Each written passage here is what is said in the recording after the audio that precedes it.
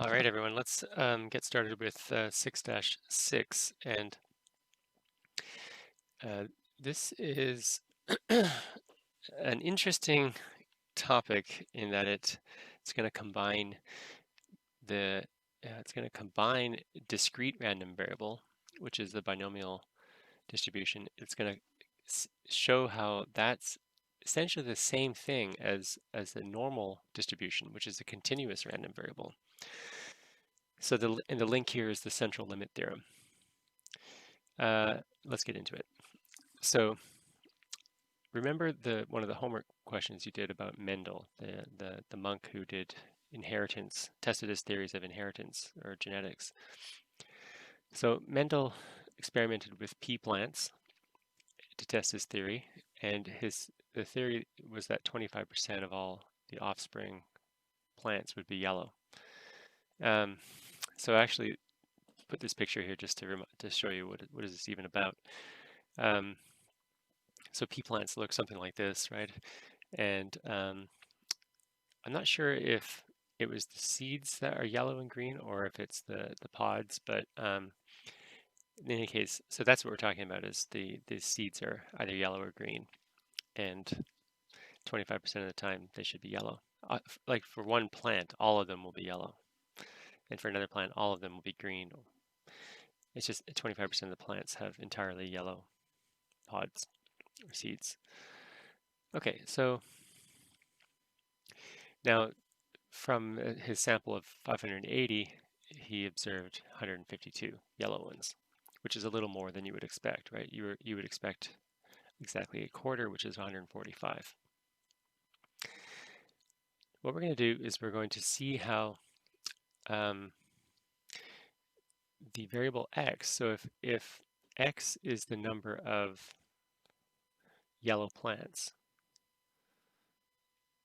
in the yellow plants in the sample of 580, then we know that that x is a binomial random variable in the sample of n equals 580 offspring, offspring, then this x is a binomial random variable.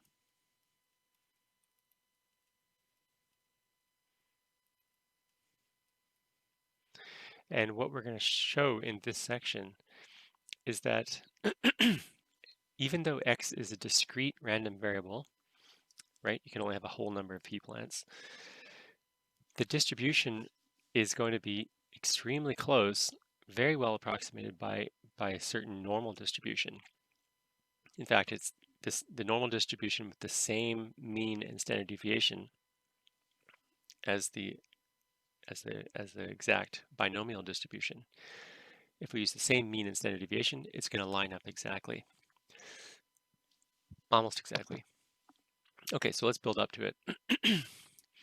So let's define, for the moment, let's define y to be a random variable that depends on an individual offspring plant. Let's call this on one individual offspring plant. And this is a variable that is equal to 1 if the plant is yellow. So think y for yellow. And if it's not yellow, then y is 0. So this is kind of an on-off, yes-no variable. It's 1 if it's yellow, it's 0 if it's not yellow. The probability distribution for y is given by, well, what are the possible values of y? So we'll we'll do our usual thing where we say there's the different possible values of y, and then there's the probability of that y. So y could be 0 or y could be 1. What is the probability that y is 0? So in other words, that it's not yellow. 75%, right? There's a 75% chance that it is not yellow, and there's a 25% chance that it is yellow. Fair enough. Okay. Here we go. What is the mean value of y? If you take a random pea plant, what is the mean value of this y variable? Well, maybe you can just see it off the bat, but maybe not.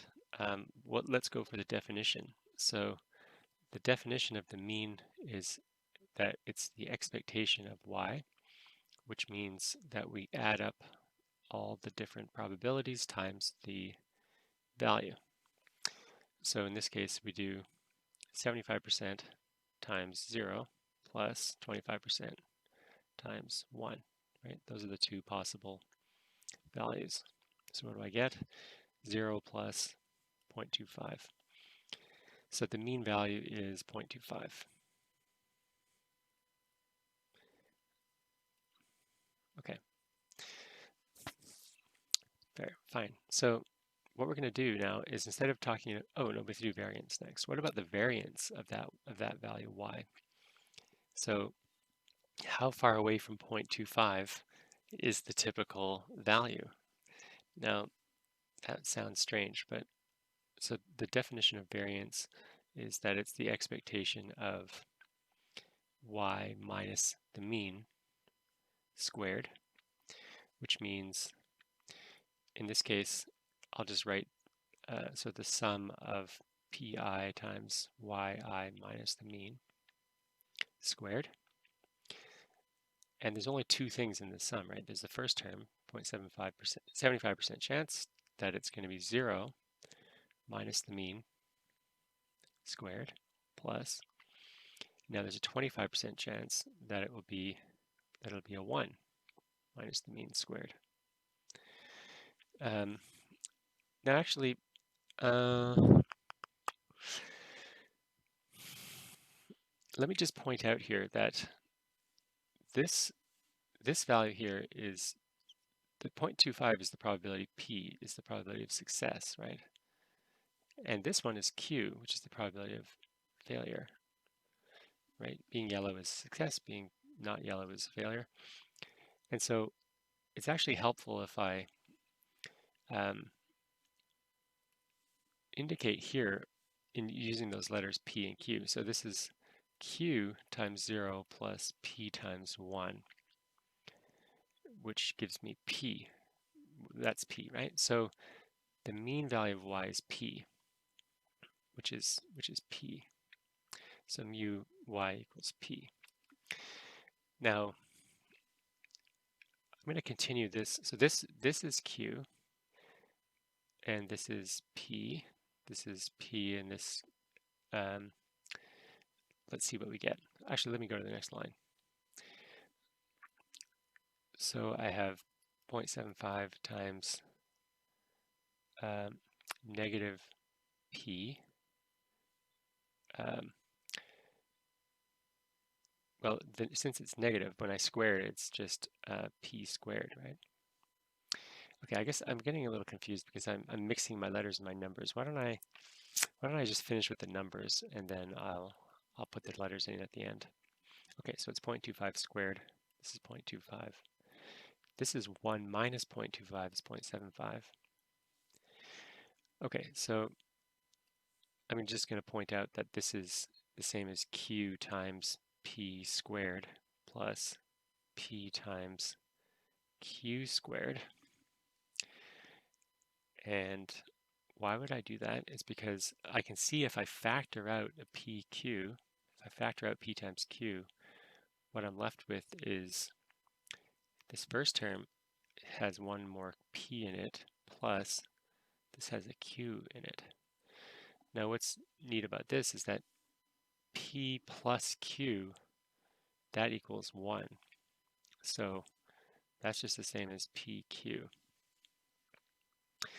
So the variance of y is pq, which is 0.25 times 0.75, which is whatever that is, 0.25, 0.75, 0.1875. And now, what about the standard deviation of y? It's going to be the square root of the variance. And this is where the reason I put the letters back in is because now I can see where the formula for, I'm starting to see where the formula for binomial distribution comes from. So it's the square root of pq, so it's the square root of 0.1875, which is 0.4330. Okay, 0, 1, it goes on and on. Okay, so what I've just done is I've analyzed the heck out of a random variable that talks about one pea plant, right? I'm basically counting, is this pea plant yellow or not, 0 or 1. Now what I'm going to do is extend this, so I'm going to talk about all 580 plants.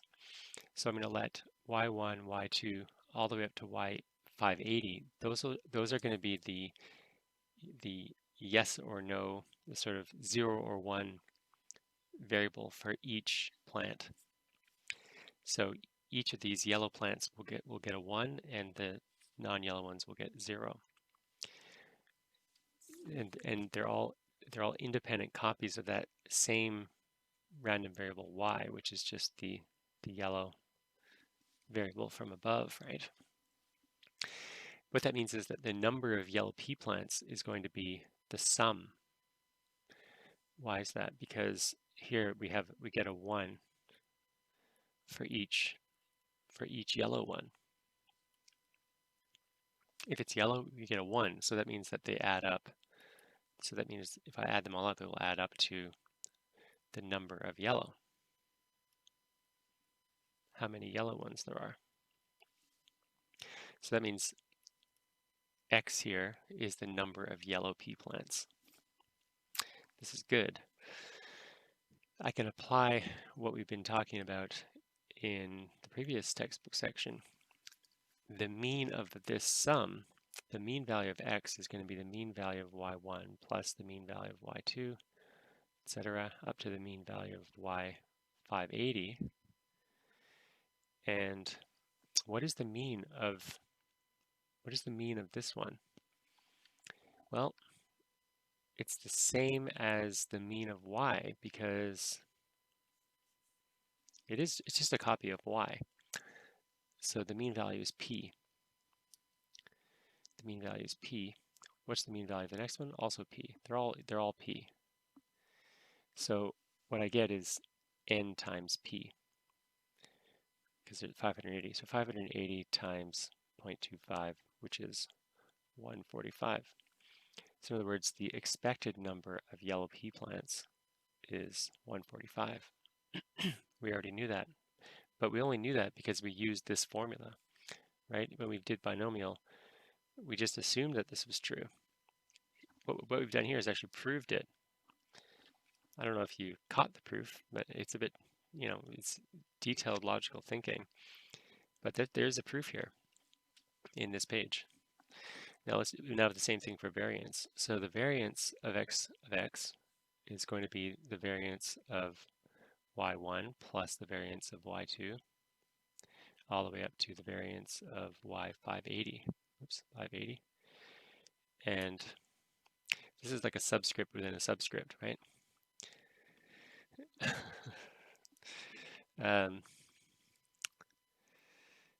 So, it's a subscript y, and then that has its own subscript of 1. What is the variance of y1? Well, we just did that, right? The variance of each of these is going to be the square root of pq. The variance is the that's the standard deviation, right? Okay, so the variance was here. Maybe just I'm a little worried that this is too far away from the answer, but right, the variance of y is pq. So each of these is pq plus all the way up to pq, which gives us what? N times pq. And so that tells us that the standard deviation of x is the square root of npq, right?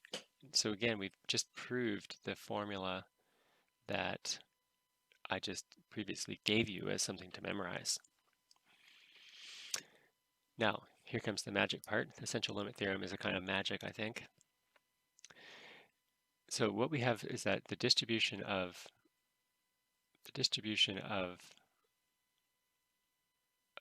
x, the total, is given by, has parameters.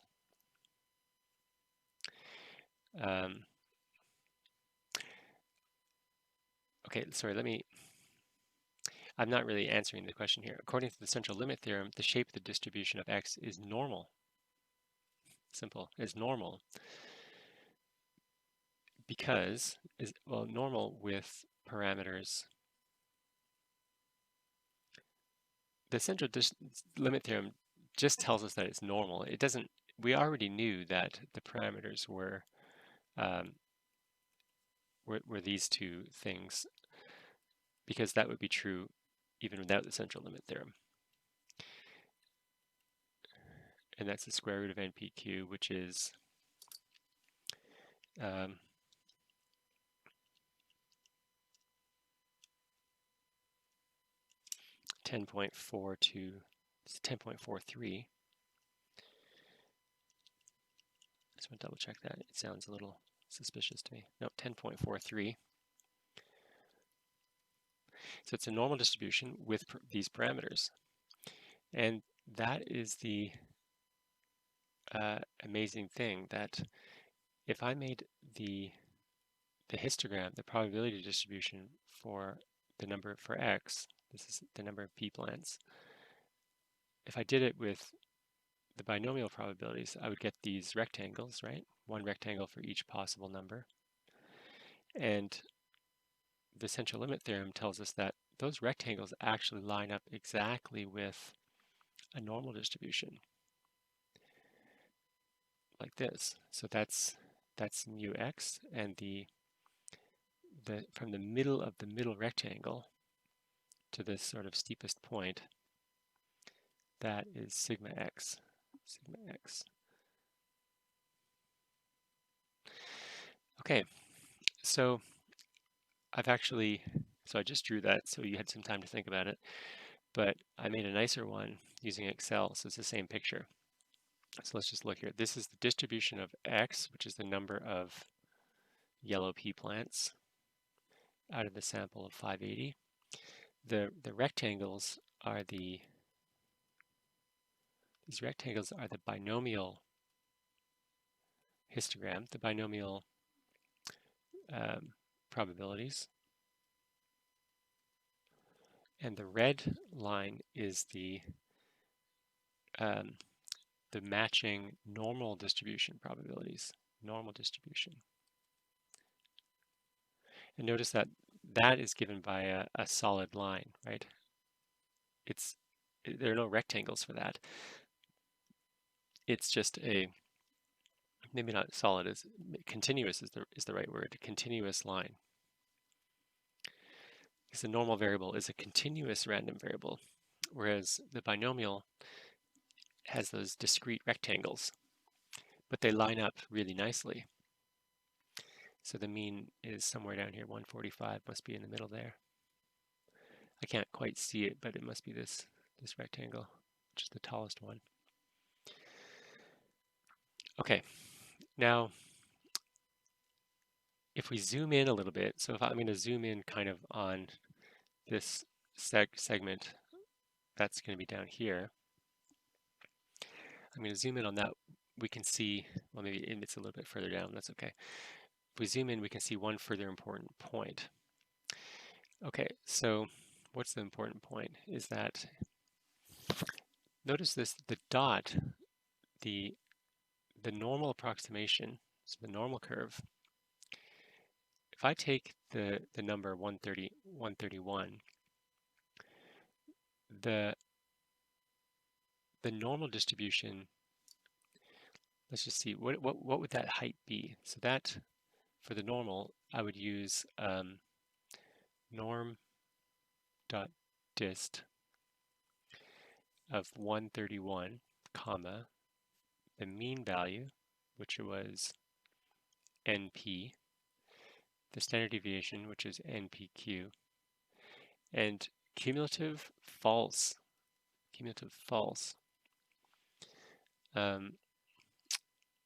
because I just want the probability for that one height. Now, if you do this calculation, you're going to see that the y value you get is it should be right here, right? That should be the y value. You're going to find that it's not quite right. You have to also divide this by 580. And the reason for that is because this is a little bit outside of what I've told you already. We need to divide by that because norm.dist gives you a probability density.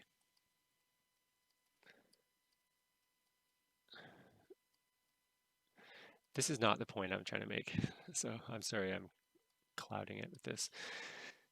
But, okay, the point I'm trying to make is this. This is the point. The rectangle, this rectangle for 131, the rectangle for 131 covers what range of the normal variable? The rectangle for x equals 131 covers the interval from 130.5 to 131.5. This is the point I'm trying to make. So because the 131 is essentially at the center of the rectangle. So the left side of the rectangle here is 130.5 and the right side is 131.5. So it's in between. And what that means is that the probability, what that means is that the probability that the normal variable, well, I don't need to write the whole word, I'll just say the probability that the normal variable x is less than or equal to 131.5. So up to that, let's see here. My picture is already complicated enough. I'll just leave it like that.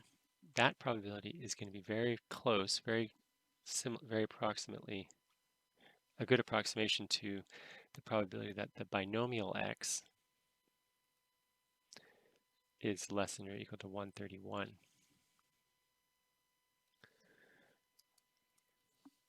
So if I add up all these binomial rectangles all the way up to 131, that's the same as finding the area under the normal curve all the way up to 131.5. So I hope you can see that.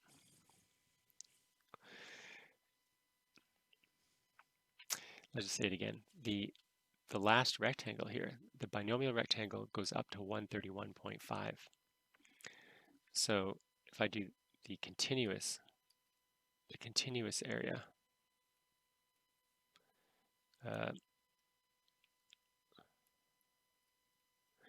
up to 131.5, that's going to be the same thing as the discrete rectangles up to just 131. So if we calculated norm dot dist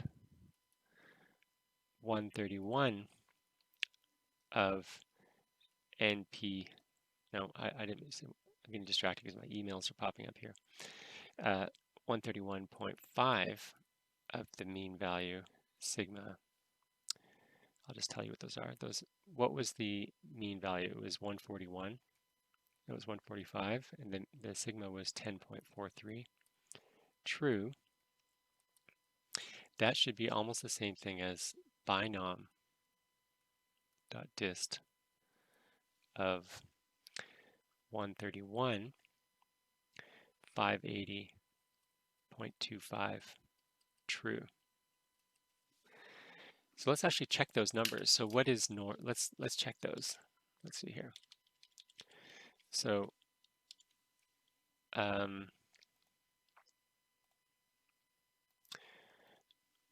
let's do first the normal one up to 131.5.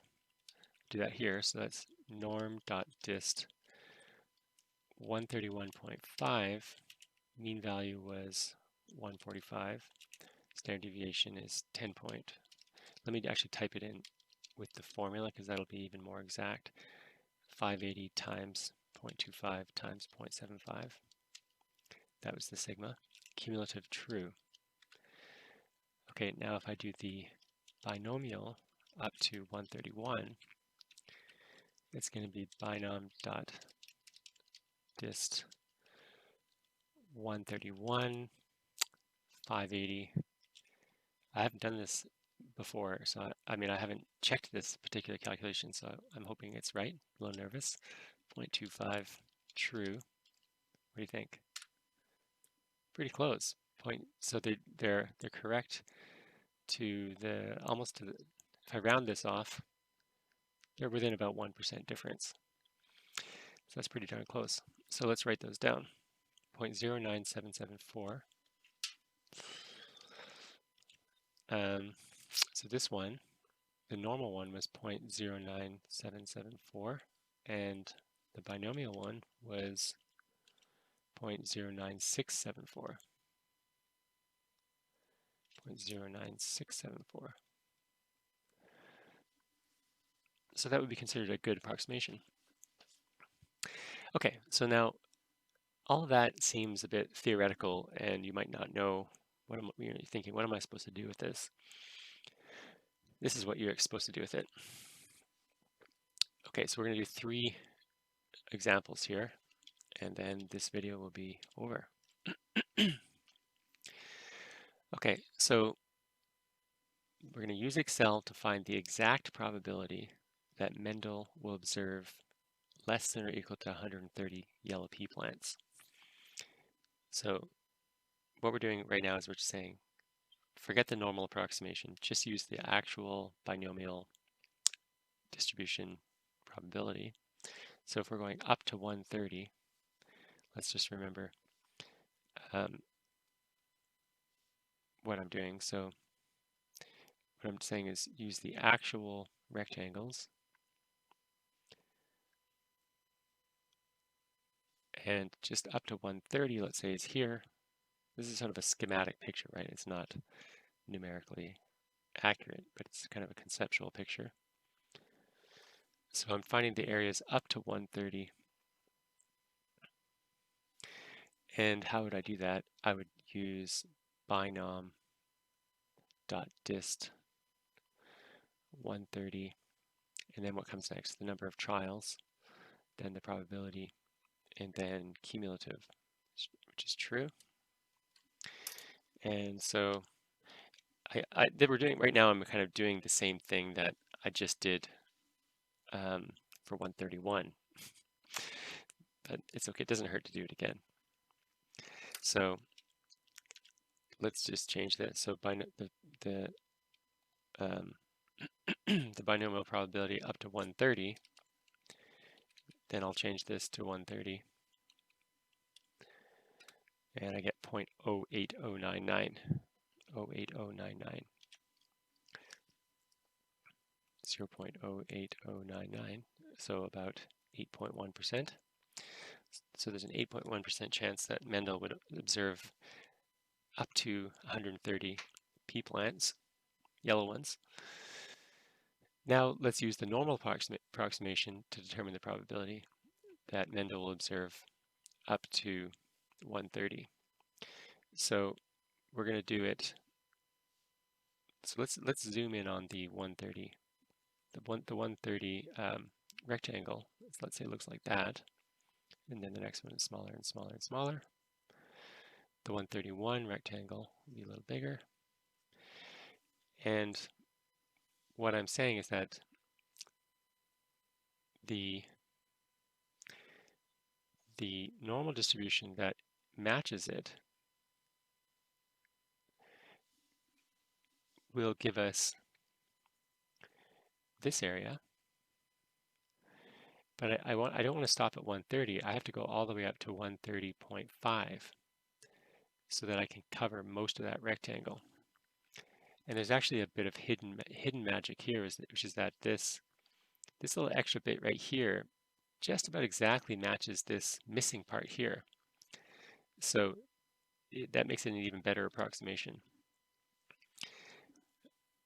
Okay, so what we want to do is the probability that x is less than or equal to 130 is going to be very close to norm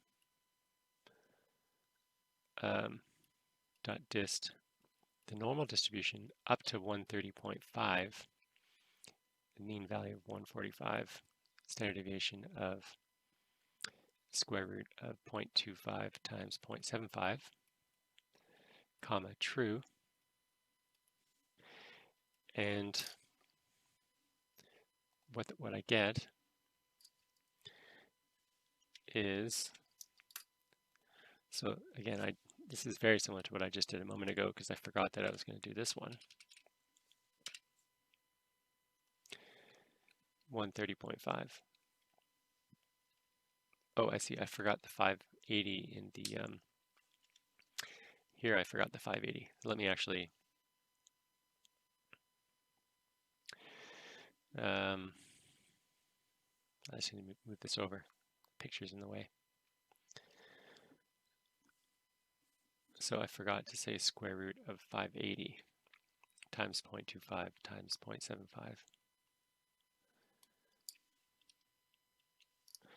And then cumulative is true. And the number I get here is 0.0822. So 8.2%, which is pretty close. And when I do the 0.5 here, that's called using the continuity correction.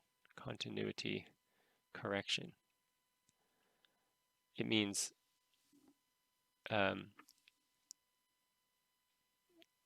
to respect the fact that this rectangle actually goes up to 130.5. It doesn't stop at 130. If I don't use the continuity correction, then what I'm doing is something that more like this, where the normal distribution passes through here. So if I don't do the continuity correction, I'm going to stop in the middle of this last rectangle. And then the normal distribution will be just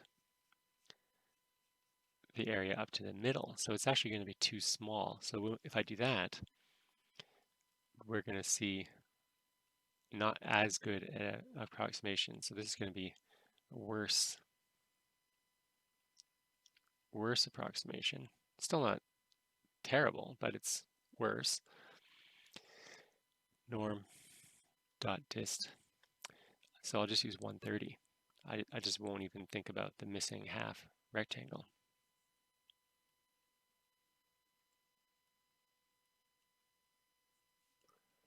True still. So the only difference is that I didn't write 0.5.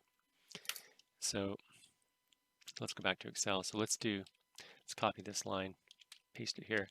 So now I'm going to do the normal distribution up to 130 exactly. And here, this is 130. Bang. 0.07516. It's too small. 0.7516. So that's only 7.5%. So that's an underestimate of the actual binomial, of the actual value. Great, which was 8.1.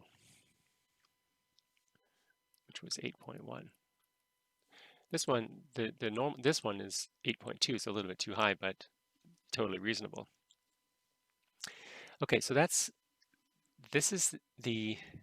what we've been doing here is called using a normal distribution to approximate the binomial distribution. And in the past, this was essential because calculating binomial probabilities was difficult. And if we could transform that into a question about a normal distribution, then we could use the tables, for example. We only have to use the normal distribution tables. So a lot of these techniques in statistics are designed to bring things back to being able to use the normal distribution table. Of course, we don't need to do that, but there's still a conceptual value in seeing this conceptual value in seeing how the binomial is linked to the normal distribution, because it's going to underlie hypothesis testing. We're going to be using what's called a normal test statistic, a Z statistic, to answer questions about things like Mendel's plants. And so this is still an essential thing to understand. All right, well that's a bit of a long video. I apologize. I could have split that one up. I'll see you in the next chapter 7 video.